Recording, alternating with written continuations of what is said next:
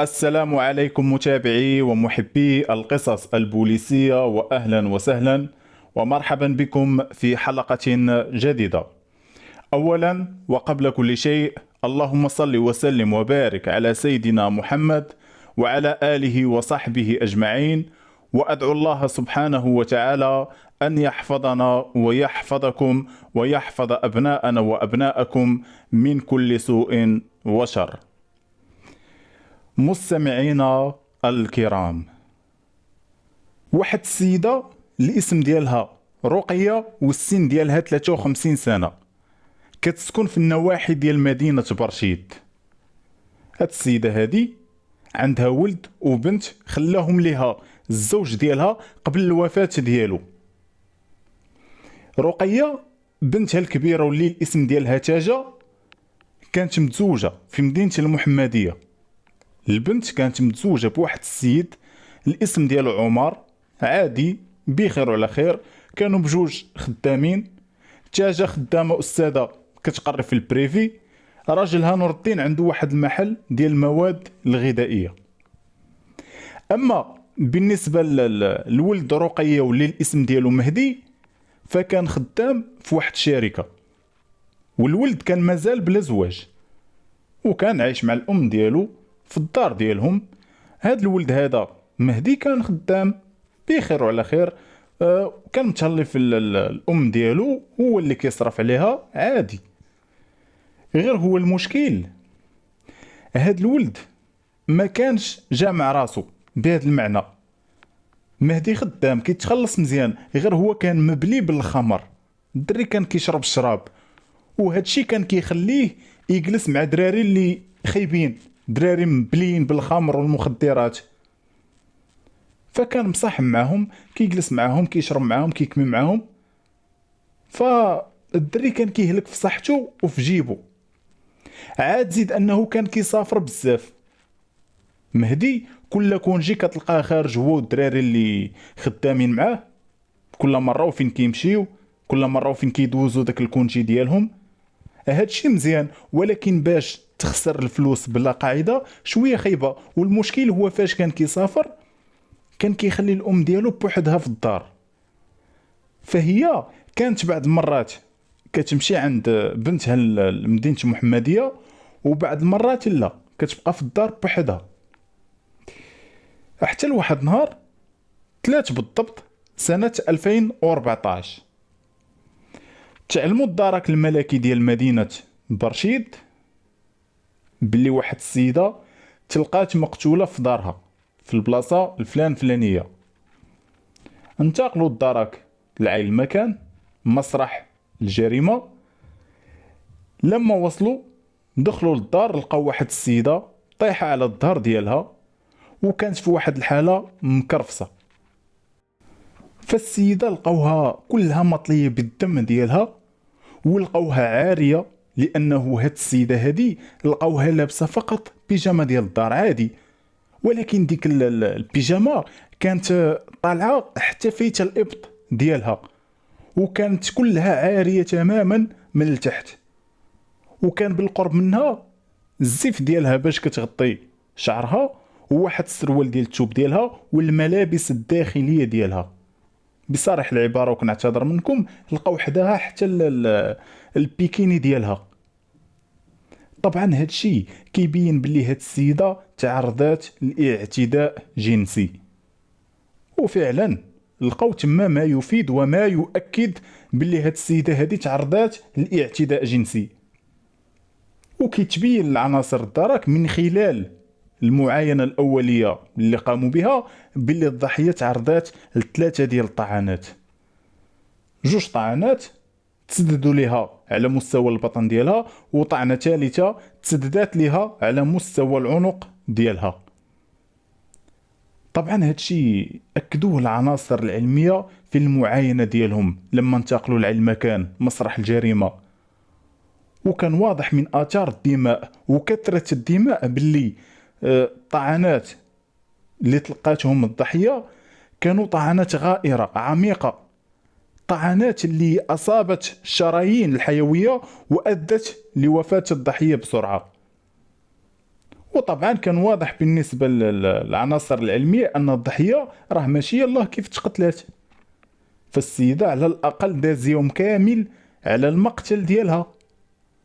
الجندارم لقاو السيدة مقتولة في دارها نهار 3 مع 10 ديال الصباح، وغالب الظن اللي قتلها الاثنين. وجدارمية من خلال البحث ديالهم لقاو ديك الدار مرونة، خصوصا في بيوت الناس. لما كيدخلوا البيوت الناس كيقلبوهم كيلقاو باللي البيوت مرونين، وكيلقاو باللي الماريوات كانوا مجبودين منهم الحوايج ومرميين في الارض تماك. يعني دوك الماريوات مقلبين، وغالبا تسرقات منهم شي حاجه، غير هو شنو بالضبط تشفر منهم الجندارم طبعا ما عارفينش. وكانوا لقاو اثار دم على دوك البيبان ديال الماريوات. يعني هذا اللي قتل، اللي ارتكب هاد جريمة القتل في حق الضحية، راه تكرفس على ديك السيدة وقتلها، عاد مشى كيقلب على ما يشفر. جدرمية هنا بداو كيقلبوا، بداو كيبحثوا كيفاش هذا او هادو اللي دخلوا للدار وداروا في السيدة ديك الحالة وشفروا اللي شفروا من الدار، كيفاش حتى دخلوا للدار. قلبوا باب الدار ديال الزنقة، لقوا الباب مازال كيف ما هو، الباب عادي ما كاين عليه حتى شي اثار ديال الكسر او شي اثار اللي كيبين بلي الباب تحل بالقوه. ولكن لما طلعوا الفوق كيلقاو الباب ديال السطح محلول. فهنا كانوا جوج ديال الاحتمالات، يا اللي دخل على هاد السيده حل الباب ديال الزنقه بالساروت ودخل عليها، يا دخل عليها من الباب ديال السطح. شي واحد طلع بشي طريقه للسطح ديال هاد السيده هادي ولقى الباب محلول، فدخل على الضحيه ودار في هذيك الحاله. جدرمية باش يزيدوا يتاكدوا من هاد المساله فسولوا الناس تما، لانهم كانوا مجموعين الناس تماك، سولوا شكون بلغ على هاد الجريمه، شكون اللي لقى هاد السيده مقتوله هنا في دارها. وكيقول لهم واحد السيد انا اللي لقيتها. شكون انت يا سيدي وكيفاش حتى لقيتيها مقتوله؟ والسيد كيقول لهم انا راه راجل بنتها. سولوه جدرمية فين هي الزوجه ديالك بنت الضحيه؟ كيقول لهم راه اتصلت بها ودابا هي راه في طريقها لهنا. سولوه واش نتوما ساكنين مع هاد السيده؟ كيقول لهم لا حنا راه ساكنين في مدينه المحمديه. واخا وهاد السيده واش كتسكن غير بوحدها؟ كيقول لهم لا راه كيسكن معاها ولدها. وفين هو هاد ولدها؟ كيقول لهم راه مسافر للشمال. قال لهم السيد غير خدا الكونجي ديالو سافر هو وشي صحابو كيخدموا معاه. وكيقول بلي اتصلت به وعلمت به هادشي اللي وقع الام ديالو.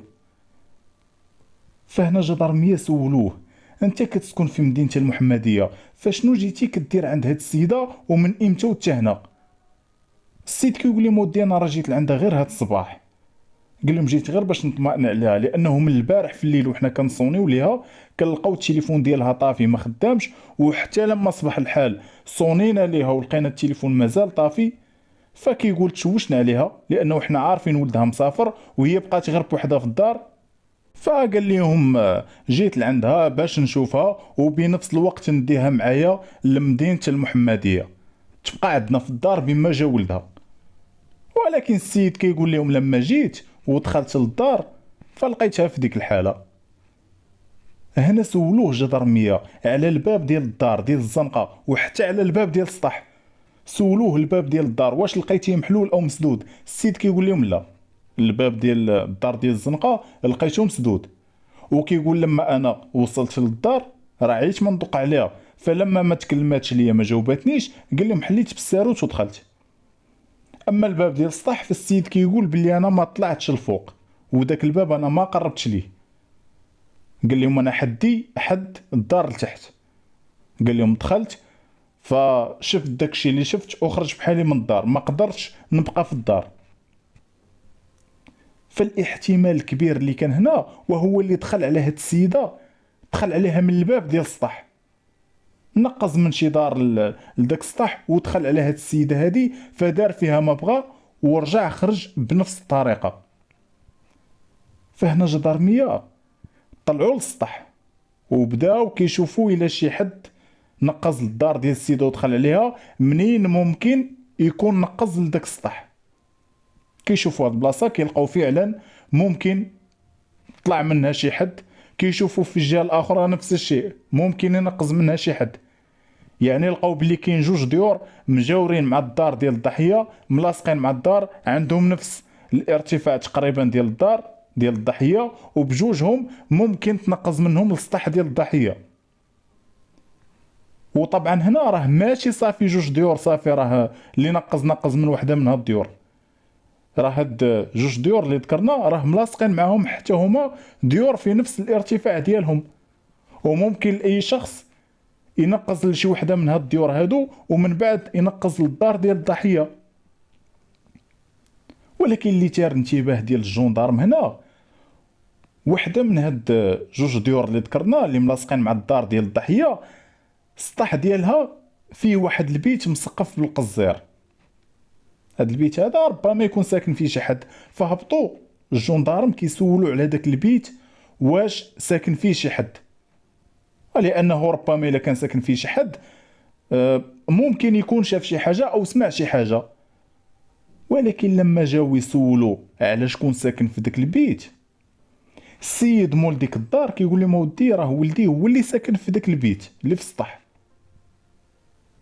فهنا جا ضرمي يسولوا على ولده، بغاو يشوفوا الابن ديالو باش يسولوه اللي يكون شاف او سمع شي حاجه. ولكن السيد كيقول لهم ودي انا راه ما عرفتوش، راه ما بانش ليا هاد الصباح. كيقول لهم الدري راه خارج من الدار. الام ديال هاد الولد كتقول نفس الكلام ديال راجلها. ولكن لما زيروا معاهم الجندارم كيفاش الدري ساكن معاكم وما عارفين واش وقتاش خرج من الدار او فين مشى، وما يمكنش. الام ديالو كتقول لهم ودي انا راه فاش طلعت للبيت ديالو كتقول لهم ما لقيتوش، وقالت لهم حتى الحوايج ديالو راه ما لقيتهمش.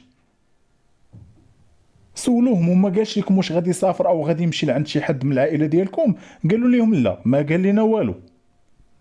اذا هاد السيد اللي غبر من دارهم من وراء هاد الجريمه بساعات معدوده، اذا هاد السيد هذا راه كاين شي حاجه من وراء هاد الغبره ديالو، راه ماشي بعيد هاد الولد هذا هو اللي غادي يكون ارتكب هاد الجرائم في حق ديك السيده. جدرمية طلعوا للسطح ديال هاد الناس، طلعوا لذاك البيت. لما طلعوا كيفتشوا تما غادي يلقاو عينات ديال الدم لاصقين في الحيط اللي ما بينهم وبين السطح ديال الضحيه. وحتى لما دخلوا لذاك البيت فتشوه لقاو عينات من الدم لاصقين في واحد الحصيره مفرشه في ذاك البيت. جدرمي يقلبوا داك البيت مزيان، قلبوه فتشونا ما لقاو حتى شي حاجه اخرى من غير دوك العينات ديال الدم، ما لقاو لا موس ولا حوايج فيهم الدم. فهنا الشرطه التقنيه والعلميه طلعوا لذاك السطح باش يديروا العمل ديالهم، خداو من دوك العينات ديال الدم باش يقارنوهم بالدم ديال الضحيه. وهنا من بعد معاينه الجثه ومسرح الجريمه واخذ الصور الاحترازيه للجثه ومسرح الجريمه، ومن بعد ما خداو الاقوال ديال هاد الناس، ومن بعد ما تمكنوا العناصر العلميه من رفع بعض البصمات والاثار من مسرح الجريمه، تم نقل الجثه للمشرحه. الدري العائله ديالو كيقولوا ودي ما عرفناش فين زاد. فطبعا هاد الولد هذا ديك الغبره ديالو كان فيها شك، ولا هاد الولد هذا مشتبه فيه في هاد القضيه هذه. واللي زاد غادي ياكد هاد الشيء من بعد وهو تقرير البصمات اللي جا من بعد، واللي اكد وجود البصمه ديالو بمسرح الجريمه. وحتى داك الدم اللي لقاو في البيت ديالو فكان متطابق تماما مع دم الضحيه. هاد الولد هذا او هاد المشتبه به دار محل مذكره بحث على الصعيد الوطني. غير هو كيفاش غادي يتم الاعتقال ديالو، فهاد الولد هذا ملي هز حوايجو وغبر من المنطقه فين كيسكن فمشى مباشره لمدينه الداخله. الدري بعد وجلس فيها تقريبا واحد المده ديال 15 يوم. من بعد غادي يتلاقى مع شي دراري كيخدموا في الصيد، ترافق معهم ولا كيدخل معهم البحر ولا خدام معهم. هاد الدراري اللي ترافق معهم كانوا حتى هما مبليين بالخمر، فكانوا كيجمعوا مع بعضياتهم وكيسكروا مع بعضياتهم. دازت تقريبا واحد 3 شهور ونص هاد الدري غادي يسكر هو وهاد الدراري اللي ترافق معاهم. فالسيد سكر حتى سكر مزيان، ولا عينو في واحد الولد مازال صغير فعمرو ديك 20 سنة، كيجلس معاهم كيشرب معاهم حتى هو. المهم صاحبنا غير سكر مزيان فبان ليه غير داك الولد قدامه، بدا كيتقرب منه، بدا كيقيس فيه هنا يقيس فيه هنا يقيس فيه هنا. الدري ما كانش من العاكزين كيف ما كنقولوا، ملي شاف السيد قجر عليه، جبد موس صغير ودقوا ليه في كرشو، ضربوا البطن ديالو طعنو، خلاه تماك وناض هرب بحالو. فالمشتبه به حفظ الله كانوا معاهم جوج دراري اخرين، جوج دراري كانوا شادين في راسهم وماشي سبقاتهم ديك الخلعه يعني وهربوا، لا، الدراري بالزربه علموا الاسعاف، جات الاسعاف دات هاد السيد هذا المستشفى. وكالعاده في مثل هاد الحالات تعلموا الدرك الملكي باللي كاين واحد السيد مضروب بموس في المستشفى. مشاو الدرك لديك المستشفى، كيقولوا الناس اللي في المستشفى ان هاد السيد هذا راه ما جا معاه حد، حتى شي واحد ما جا معاه باش غادي نعرفوا شكون هو، وحتى شي واحد ما قال لنا شكون هو. ولكن كيقولوا حنا لما حيدنا ليه الملابس ديالو، الجاكيطه ديالو لقينا فيها محفظه صغيره بسطام ديالو فيه بطاقه التعريف ديالو وبعض الوثائق. دوك بطاقه تعريف الوثائق عطاوهم الجدرميه. الجندرم هنا ملي بوانتاوه لقاوه باللي مبحوث عليه. فالجدرميه سولوا على الحاله ديال هذا الولد، واش الحاله ديالو خطيره، واش كذا واش كذا. قالوا لهم الاصابه راه كانت في الامعاء ديالو، وكيقولوا باللي درنا الواجب اللي علينا، درنا ليه واحد العمليه مستعجله، وراه السيد غادي يولي بخير، غادي يعيش وغادي يكون بخير. وبقى هاد السيد هذا تحت الحراسه ديال العناصر الدرك. وطبعا تعلموا الدرك ديال مدينه برشيد باللي المسمى سعيد راه كاين في المستشفى بمدينه الداخله تحت حراسه الدرك الملكي. انتقلوا للجندارم من مدينه برشيد لمدينه الداخله. السيد لما ولا بخير وعلى خير ولا شويه، والسيد لما بحثوا معاه اعترف، كيقول لي ما ودي انا ديك السيده راه ولدها كان صاحبي وكان كيجلس معايا كيشرب معايا، كان كيجي لعندي للدار وكنطلعوا للسطح البيت ديالي كنجمعوا تما كنسكروا كذا الى اخره. وكيقول باللي كان كيقول لي اختو راه كتصيفط لمو الفلوس ومتهليه فيها وكذا الى اخره. عاد زيد ان الدري كان قال لي راه غادي نسافر نهار الفلاني، راني خديت كلشي وغادي نسافر البلاصه الفلانيه، غادي نمشي للشمال. وكيقول انا في ديك العشيه قال بلي انا سكرت، ما بقيتش في الوعي ديالي، ما بقيتش عارف شنو كندير. قال لهم بلي الشراب دار خدمته، فهو عارف ديك السيده غير بوحدها في الدار. فهنا السيد نوى الغدر، نوى انه يدخل عليها. قال بلي هزيت واحد الموس ونقزت السطح ديالهم ووقع اللي وقع. وكيقول بلي هو كان شاف الباب ديال السطح محلول فنقز ودخل هبط لعند السيده، لقاها جالسه في المرح كتفرج في التلفازه، فتهجم على السيده وتعدى عليها كيف ما بغى هو ودار داكشي اللي دار. ومن بعد صفاها ليها ومشى كيقلب في الدار تما على ما يتشفر.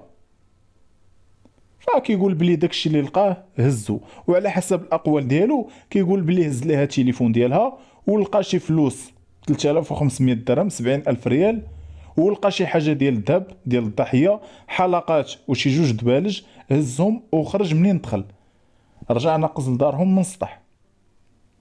كيقول بلي غير دخل البيت ديالو شد داك الموس دارو في شي ميكا لواف فيها مزيان، وكيقول بلي بدل الحوايج ديالو، حيد دوك الحوايج حطهم في الارض في الحصيره، وجبد حوايج نقايه لبسهم.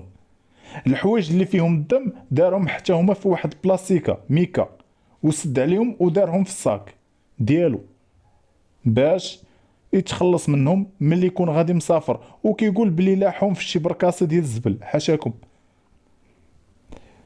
من بعد اعترافات المتهم أمام محاضر الدرك الملكي كيتقدم أمام العدالة بالتهم المنسوبة إليه القتل، الاغتصاب والسرقة، وكيتحكم بالسجن المؤبد.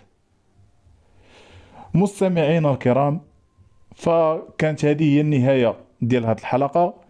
كنتمنى أنني نكون وصلت لكم جميع تفاصيل هذه المسطرة بوضوح، وكنتمنى أن الصوت ديالي يكون واضح ومفهوم، ونتلاقاو في حلقة جديدة إن شاء الله.